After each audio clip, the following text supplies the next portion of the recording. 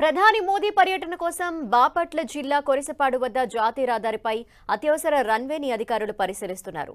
జాతీయ రహదారుల సంస్థ ఎండీ, ఎయిర్ ఫోర్స్ సిబ్బంది రన్వేని పరిశీలించారు. ఈ నెల 17న ఏపీకి ప్రధాని మోదీ రానున్నారు. పొత్తులు ఖరారైన తర్వాత తొలిసారి పర్యటించనున్న మోదీ చిలకలూరిపేట మండలం బొప్పుడి సభలో పాల్గొంటారు. విమానంలో కొరిసపాడు వద్ద జాతీయ రహదారిపై ఉన్న రన్వేపై దిగే అవకాశం ఉంది.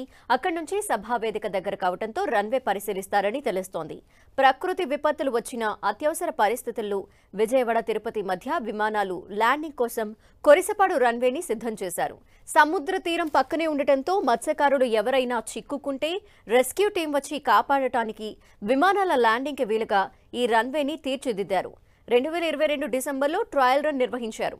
ప్రధాని నరేంద్ర మోదీ చిలకలూరిపేట సభకు వస్తూ ఉండటంతో ఈ రన్వేని ఉపయోగించాలని అధికారులు భావిస్తున్నారు.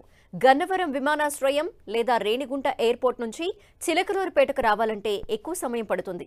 అందుకని కొరిసపాడు రన్వేపై ల్యాండ్ అయితే 20 కిలోమీటర్లలోనే సభా ప్రాంగణానికి చేరుకోవచ్చు.